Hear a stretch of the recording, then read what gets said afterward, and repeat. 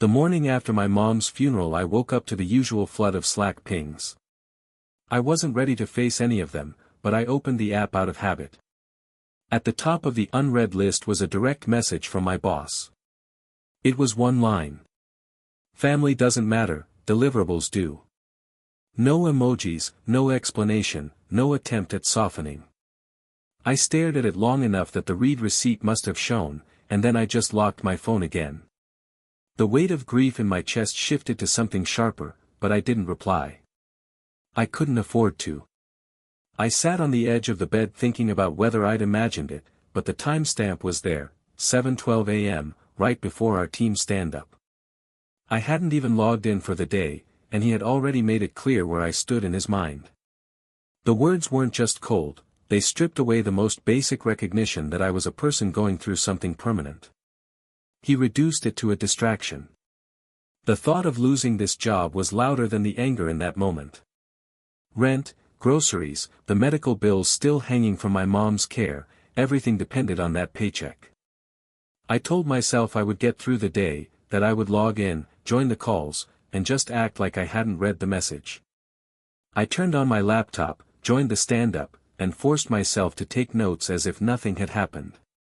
My camera stayed off. Nobody asked why. As I worked through the backlog of tasks, I kept glancing back at the message.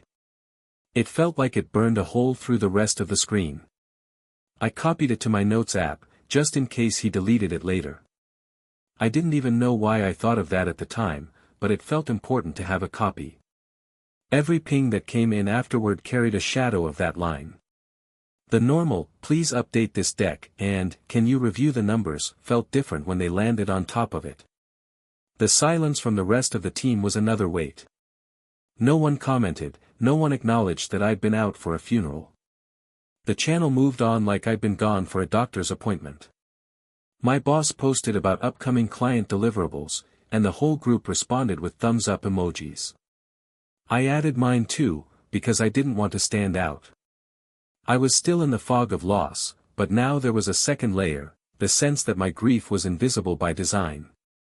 That single sentence kept replaying in my head throughout the day. I tried to tell myself it was just him being blunt, that he didn't mean it literally, but I couldn't unsee the choice of words. He could have said, "Hope you can catch up soon," or "Let us know when you're ready." He chose, "Family doesn't matter." It was direct, deliberate, and typed out in a workplace tool where every word can be saved. It didn't feel careless, it felt intentional. By the time the day ended, I was exhausted in a way that had nothing to do with the work. I closed my laptop, but the message still followed me. I scrolled back to it again before bed. I noticed how calm the text looked, just black words on a white background, no sign of the impact it had. The gap between how casually it was written and how deeply it cut made it worse. I thought about my mom, about how much she mattered, and how absurd it was to see someone reduce her death to an inconvenience. I wanted to vent, to tell someone, but I kept it to myself. Sharing it felt risky. Screenshots can spread, and I didn't trust anyone at work enough to open that door yet. So I sat with it. I told myself I'd just push through and keep my head down, but something in me had shifted. It was like a line had been crossed that couldn't be taken back. That night I decided to start writing everything down.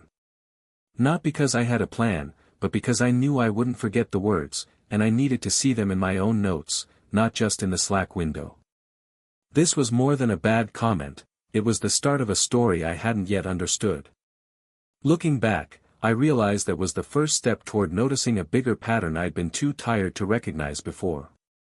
I went back through my inbox a few days later, still replaying that Slack message in my head.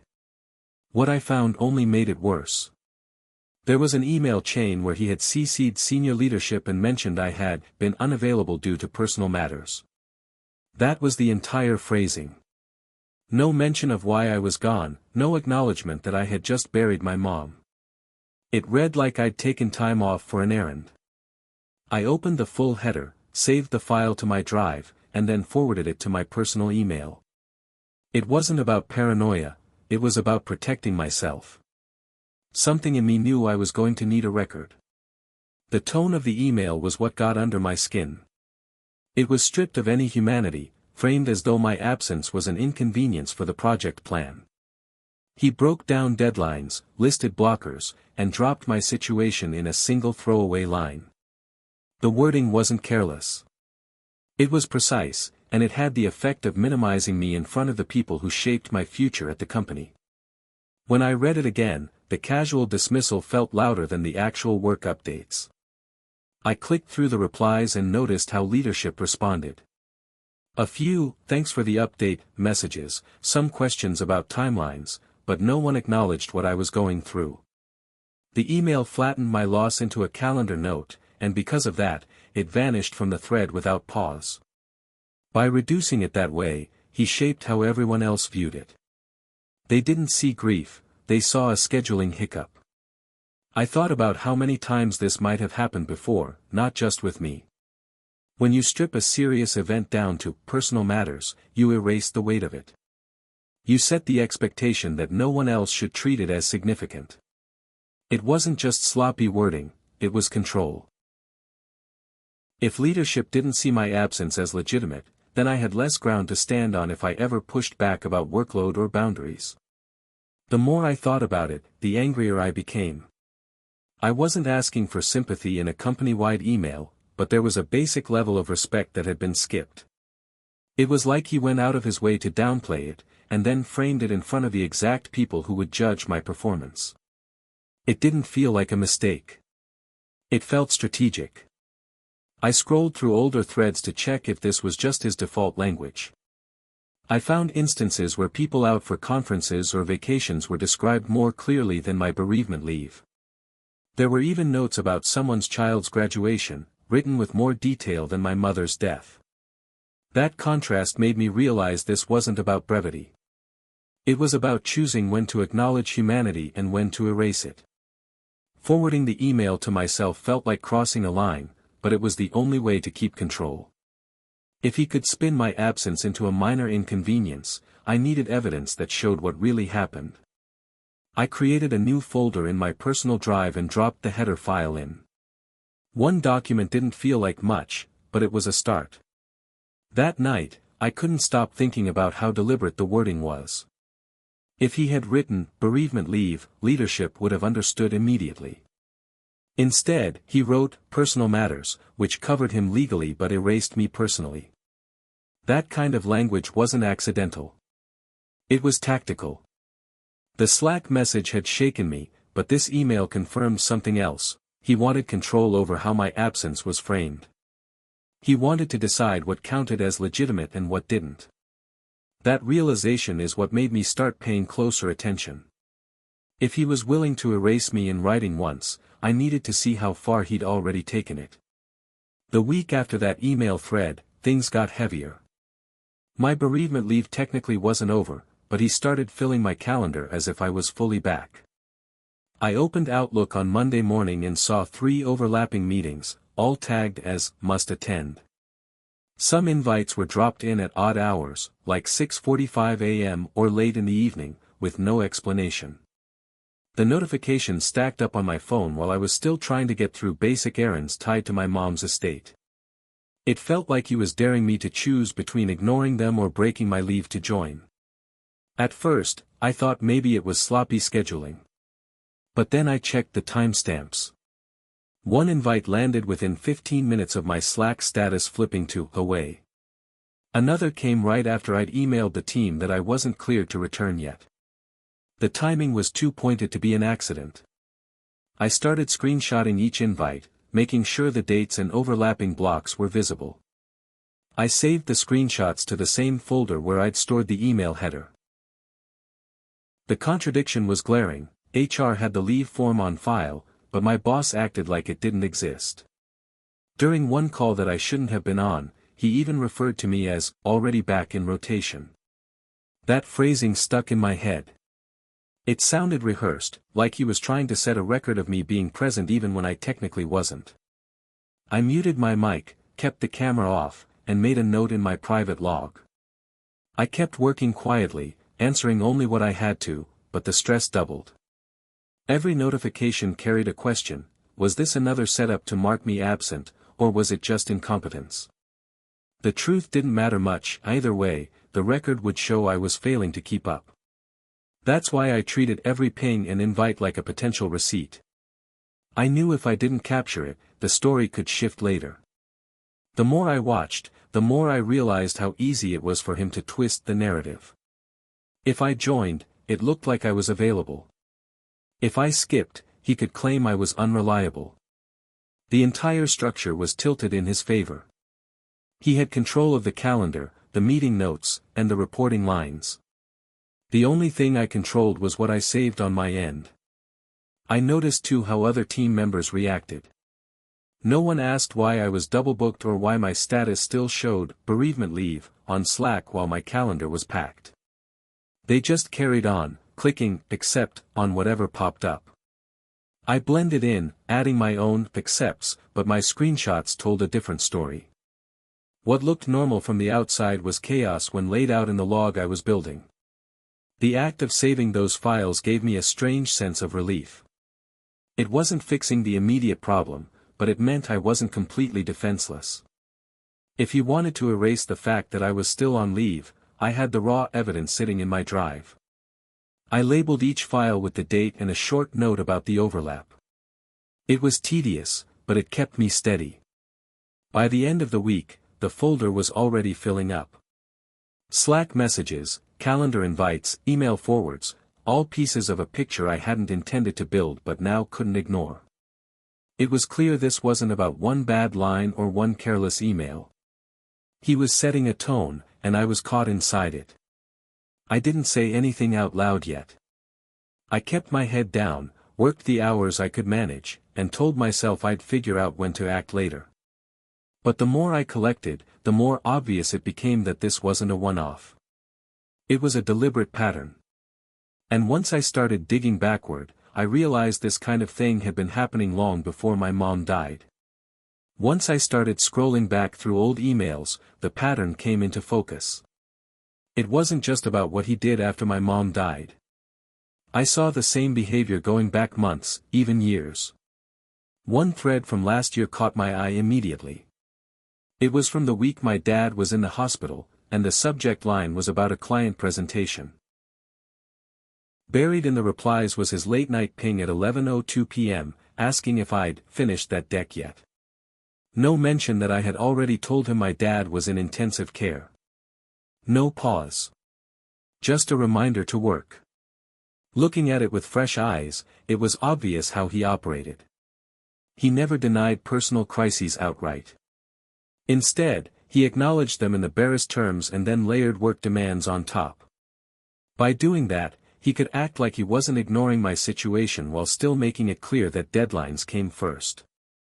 At the time, I had excused it as him being under pressure.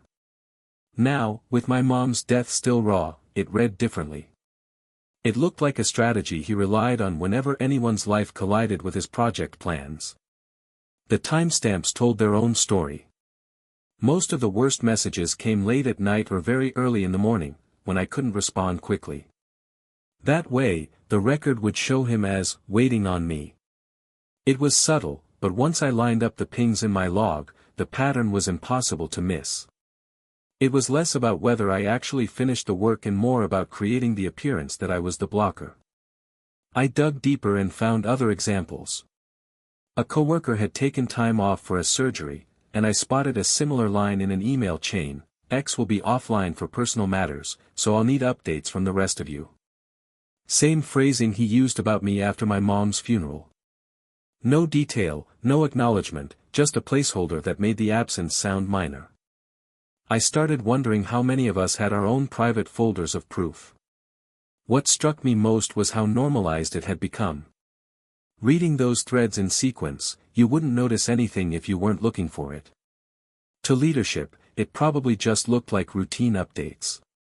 But once you knew the context, every line had weight. Every time he used personal matters, it erased something heavy from the record. My dad's hospitalization, my coworker's surgery, my mom's death, they were all flattened into the same generic label. The way he handled calendars was consistent too. There were old invites stacked across weekends, overlapping meetings that forced me to choose, and urgent sessions that landed without warning.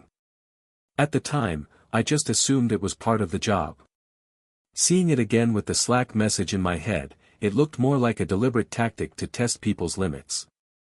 He blurred boundaries until it seemed normal to always be available, even in the middle of personal crises. I realized how much I had internalized that. I had told myself over and over that I just needed to push through, that everyone had to deal with a tough boss sometimes. But now I could see the through line. It wasn't one isolated outburst about family not matching. It was a habit of stripping away the human side of his employees to make them easier to manage. And I had let it slide for too long because I was too busy surviving each moment to notice the bigger picture. The log I was building started to feel less like a precaution and more like a map. Each screenshot, each forwarded email was another piece of proof that this wasn't about me being oversensitive or grieving. It was evidence of a pattern he had repeated with anyone unlucky enough to need time for their own lives. That realization made me look around differently. If I had missed it in real time, maybe others had too. And if I wasn't the only one saving files, then there might be more to uncover. I didn't know it yet, but soon I'd find out I wasn't alone in seeing the cracks. It started small, just a coworker dropping into my DMs with a short, "Hey, you good?" I almost brushed it off, but something in the timing made me pause. She didn't frame it like a casual check-in. When I replied that I was managing, she hesitated and then admitted she'd seen the Slack message too. My stomach dropped. I hadn't told anyone about it, hadn't risked sharing the screenshot, but here was proof it wasn't just in my folder. Other people had read it, and it had landed the same way on them. She went on to say she'd had her own version of it. A few months back, she'd miscarried and taken time off. He had brushed it off in the team channel with a vague note about her being away for personal matters. Then, just like with me, he started sending her calendar invites before she was cleared to return. She said she'd kept her head down too, but seeing what happened to me brought it back. It wasn't a one-off. It was a pattern, and it was visible to more than just me. That conversation shifted something. I realized the silence in our team channel wasn't ignorance. People had seen things, but they chose not to call it out because the risk was too high.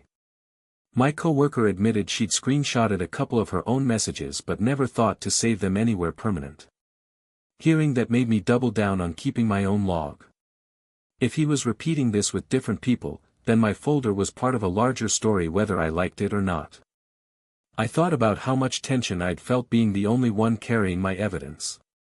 Now I knew at least one other person had her own scars. The weight didn't feel lighter, but it felt different. It wasn't just paranoia anymore. It was confirmation. I went back through my notes and added her comments in a separate file, careful not to include her name. If this ever escalated, I didn't want her dragged in before she was ready. The next few days, I noticed subtle changes in how the team interacted. When he posted updates in the channel, the reactions were slower, more muted. People who normally piled on with quick thumbs-ups or "got it" responses hesitated. It felt like everyone was watching but nobody wanted to say out loud what they were seeing. That silence carried its own message. My coworker and I didn't talk again right away, but the fact that she reached out once made me wonder how many others were holding back. He had built an environment where people felt safer whispering in DMs than speaking publicly. That realization made the team channel feel loaded, every routine update hiding the weight of what wasn't being said. I started paying attention to who stayed quiet during calls, who avoided eye contact on Zoom, who never volunteered updates. It didn't take long to see small patterns, people going off camera, voices tightening when he asked direct questions. I couldn't prove anything from that, but it lined up with what my coworker told me. We were all navigating the same unspoken rules. For the first time since the funeral, I felt like maybe I wasn't losing my mind. The Slack line that had haunted me wasn't just a personal slight. It was part of a broader culture he'd created, one that others were forced to endure too. Knowing that gave me a different kind of energy. I didn't know exactly what to do with it yet. But the whispers in my DMs told me I wasn't alone. And once that thought rooted itself, the next logical step was obvious: take what I had and bring it to HR, even if I already suspected what side they'd be on. Walking into HR felt like walking into a courtroom without knowing the rules. I carried my laptop, a flash drive with the screenshots and forwarded emails, and a printed list of timestamps. I didn't bother rehearsing what I'd say because I knew the evidence spoke for itself. When I sat down with the HR rep, I laid it out in order: the Slack message, the personal matters email, the overlapping meeting invites, the contradiction with my approved bereavement leave. I didn't embellish. I just showed them exactly what I had. The rep skimmed the Slack screenshot first. Her eyes flicked to the timestamp, then back to the words. She didn't react much, but the quick glance told me she registered how bad it looked. She moved on to the emails, scrolling through the headers I'd saved. She asked me once to confirm whether the leave had been formally approved.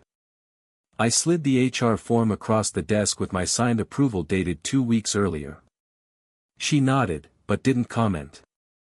I could feel how carefully she was choosing her words. She said things like, "We'll review this thoroughly," and "Thank you for bringing this forward." None of it sounded personal. It was company language, rehearsed, neutral. The whole time, I was hyper-aware that HR's role was to protect the business, not me. Still, seeing the rep click through my files and take notes at least meant the record now existed somewhere besides my folder. She asked if I'd experienced retaliation yet. I told her about the stacked calendar invites and the pressure to return early. I mentioned that my boss had described me as already back in rotation during a meeting. She wrote it down word for word. She didn't ask how it felt, just logged it like a data point. I realized then that the emotional impact of what I was describing wasn't part of their process. They only cared about what they could categorize. When the meeting wrapped, she told me they'd investigate and circle back. The phrases felt hollow. There was no timeline, no sense of urgency. I walked out with the same folder I'd walked in with, plus a thin HR file that I had no control over. On paper, it was progress. In reality, it felt like I had stepped into quicksand. On my way back to my desk, I thought about what would happen next. My boss was too careful to lash out openly right away, but I knew he'd find other ways. I expected project shifts, nitpicking in performance reviews, or sudden exclusions from meetings. HR wouldn't stop that. They would only step in if it became undeniable. I braced myself for the quiet retaliation that usually follows a complaint. That afternoon, I checked my calendar again.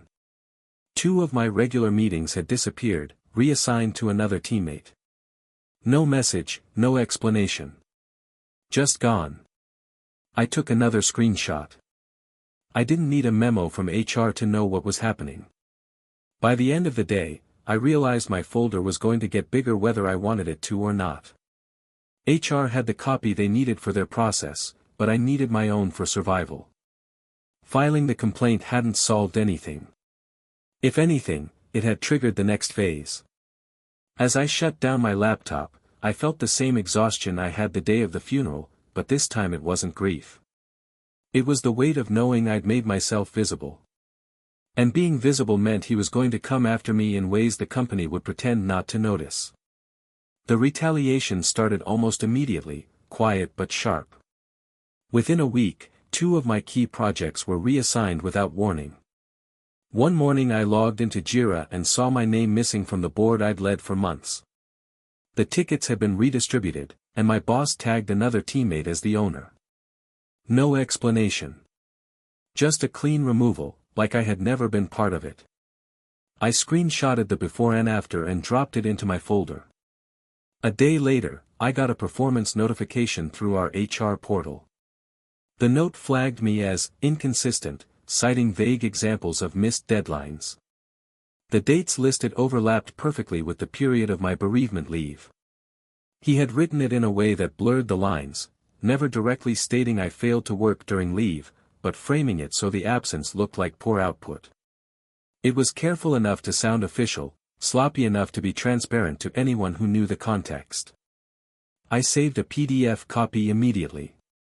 By the end of that week, I was left off a major client call I had been leading for nearly a year. I saw the invite go out in my calendar, but my name wasn't on it. When I asked a teammate later how the call went, she hesitated before saying they had been told I was focusing on other priorities. That phrase hit me hard. It was the same tactic as before, recasting reality to make me vanish without anyone questioning it too closely. The atmosphere on the team shifted too. People who used to ping me regularly stopped reaching out. Slack messages came in slower, often through group channels instead of direct messages. I could feel the distance building, not because my coworkers believed I was unreliable, but because they didn't want to be pulled into whatever was unfolding. The silence carried its own kind of warning. I was marked. I kept logging everything. Each missing invite, each vague performance comment, every sudden shift in project assignments. My folder grew into dozens of files, each one a receipt showing how my presence on the team was being chipped away. It was tedious, but it gave me control. If he wanted to erase me, I would make sure the record showed every step of how he tried. What struck me most was how predictable it became. The retaliation wasn't dramatic, it was procedural. He used the tools built into the system, project management boards, HR performance notes, calendar invites, to push me out while making it look like routine management. If you didn't know the backstory, you would think it was just normal reshuffling. That's what made it dangerous. It wasn't obvious abuse, it was administrative erasure. Some nights, I lay awake replaying the first Slack message in my head. Family doesn't matter, deliverables do.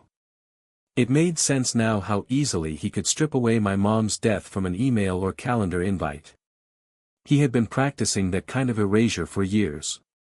The retaliation was just another version of it, erasing me piece by piece until I was gone.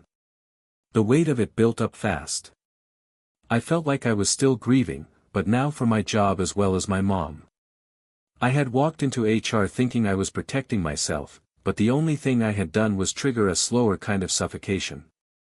The question wasn't if he would succeed in pushing me out. It was how much damage he would do before it ended. That thought kept circling in my head until the day a new file landed in my inbox, something I wasn't supposed to see, redacted but unmistakable. And that leak changed everything about how I understood what was happening. The email landed in my inbox on a Tuesday afternoon, no subject line beyond FYI. The sender's name was hidden behind a generic forwarding service, but the attachment was clear, a redacted HR memo. I almost didn't open it, thinking it was spam, but curiosity won. What loaded on my screen froze me in place. It was a summary of complaints against my boss. The redactions covered names and departments, but the language was unmistakable. Buried halfway down was my own complaint, word for word, alongside others I'd never known existed. Reading it felt surreal. One entry described him telling someone else that personal matters should not interfere with delivery, almost identical to the line he had sent me. Another noted retaliatory scheduling changes during someone's medical leave. The patterns I had been tracking weren't just mine, they were documented across different teams. The memo didn't list outcomes, only that actions had been noted and further monitoring recommended. The bureaucratic vagueness was its own kind of insult, but the fact that multiple cases existed confirmed I wasn't imagining any of this. I sat back and scrolled through it 3 times, studying the phrasing. The dates stretched back over 2 years, spanning departments I barely interacted with. It wasn't just a one-off or even a single streak of bad behavior. This was systemic. The same tactics, erasing personal crises, framing absences as performance gaps, isolating employees, repeated like a script. HR knew, and he was still in his role. That realization settled like a stone in my chest. For a moment, I thought about deleting the file. Having it felt dangerous, like holding contraband. But I couldn't. I saved it into my folder, renaming it with the timestamp of when it hit my inbox. I didn't know who had sent it, and maybe I never would, but whoever it was had taken a risk to get it to me. That alone told me there were more people watching than I realized. The redactions made the memo frustrating to read. Lines blacked out whole paragraphs, entire names missing, but the skeleton was enough. I could match phrasing to stories I'd already heard in whispers. My co-worker's miscarriage wasn't explicitly there, but the note about insufficient support during medical absence sounded too familiar to be coincidence. Other entries hinted at late-night demands, sudden role shifts, and performance downgrades that mirrored my own experience. Seeing it in an official HR format changed everything. My personal folder was proof of what I endured, but this was proof of a pattern acknowledged at a company level. It wasn't just me collecting receipts, it was evidence that leadership had seen the receipts too and done little beyond filing them away. That stung more than the original Slack line, because it meant his behavior was an open secret. I couldn't stop thinking about the fact that the memo existed at all. Someone had documented complaints, someone had reviewed them, and still nothing meaningful had changed. The retaliation I was living through was happening against a backdrop of prior complaints. He knew the system wouldn't stop him. That explained his carelessness, his confidence in reshaping calendars and emails. He had practiced surviving exposure. That night, I lay awake with my laptop open, the redacted memo glowing on the screen. I scrolled through it slowly, line by line, trying to piece together the hidden names.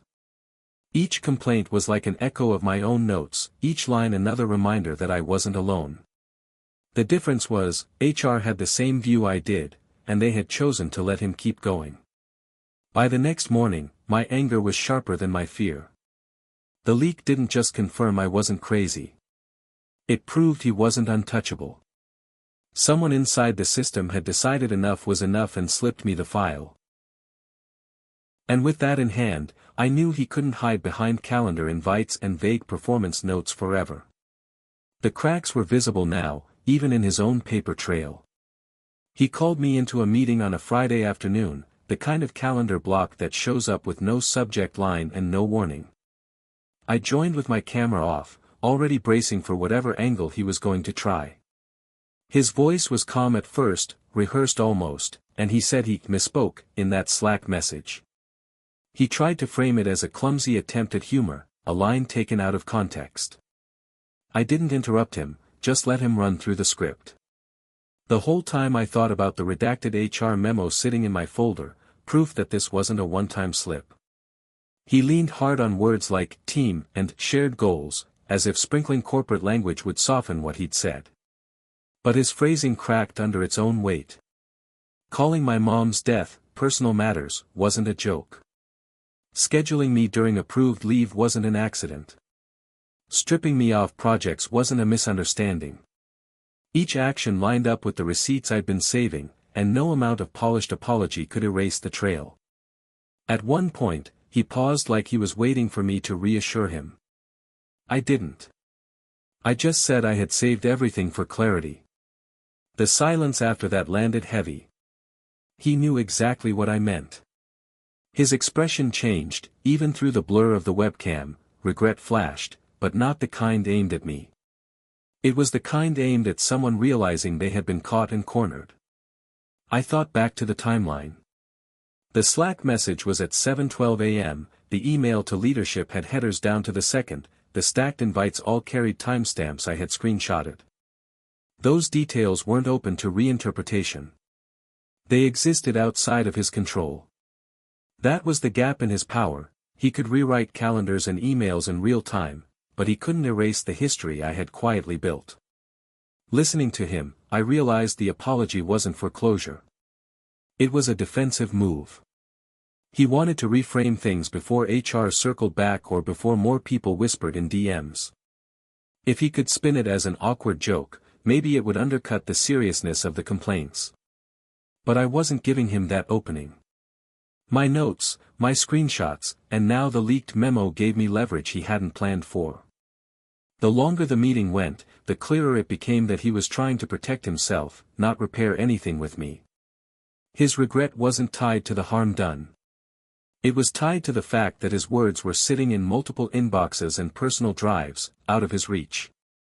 That difference mattered. It told me the apology would evaporate as soon as the heat died down. When the call ended, I closed my laptop and sat in silence for a while. I thought about how much effort he had put into minimizing, reframing, and now apologizing. The through line wasn't carelessness. It was calculation. Every step was about control, until the evidence made control impossible. I added a final note in my log under the date and time of the meeting: apology offered. Not credible. Regret tied to exposure, not behavior. Writing it down made it feel real, like another piece of the puzzle filed away. It belonged next to the Slack ping, the emails, the memo. All part of the same picture. As I looked over the growing folder, I felt a shift. His apology didn't fix anything, but it showed me the end was closer than I thought. The words, "family doesn't matter," had started this whole chain, but leaving him behind would be the only way to prove otherwise. That decision was forming, even if I hadn't acted on it yet. I left the company 2 months later. The decision wasn't sudden. It built piece by piece every time I opened my folder and saw the Slack screenshot, the emails, the calendar invites, and finally the redacted HR memo. By the time his hollow apology landed, I already knew there was no way forward inside that place. I stayed just long enough to hand off my projects cleanly, update documentation, and make sure my departure couldn't be twisted into another excuse against me. When I finally turned in my laptop, it felt less like quitting a job and more like shutting a door that had been grinding me down for years. Leaving didn't erase the damage right away. I carried the exhaustion into my first weeks off. I'd wake up expecting calendar pings or Slack notifications, even though my accounts were disabled. The quiet felt unnatural. It took time for my body to stop bracing for the next retaliation. But gradually, the silence became relief. Without his voice in my inbox, I started to understand how much I had normalized the pressure. I kept all the files, stored on a secure drive under a neutral label. I didn't save them because I planned to sue or escalate, though I knew I could if I wanted to. I saved them because they were proof of what I survived. Every timestamp and ping was evidence that my grief wasn't imagined, that my reaction hadn't been overblown. They were reminders that the line he crossed was real, not something I invented in a fog of loss. Family became the focus again in ways I hadn't expected. I was able to show up for my siblings, help sort through my mom's things, and be present without a laptop open next to me. I didn't have to explain why I was muted on a Zoom call while packing boxes from her house. For the first time in months, I felt like I could grieve properly, without apologizing for it. When I thought back to his words, "Family doesn't matter, deliverables do," they still stung, but not in the same way. They stopped echoing like an accusation and started sounding like a warning of what happens when you give too much of yourself to the wrong place. His sentence had haunted me, but it also pushed me to choose differently. Walking away wasn't just about leaving him. It was about reclaiming what he tried to erase. I heard through former coworkers that he was still in his role, still managing, still operating under HR's shield. That didn't surprise me. What mattered more was that several others had started speaking quietly about their own experiences. The memo I received proved I wasn't alone, and even if nothing changed quickly, the cracks were widening. Sooner or later, the pattern would be undeniable.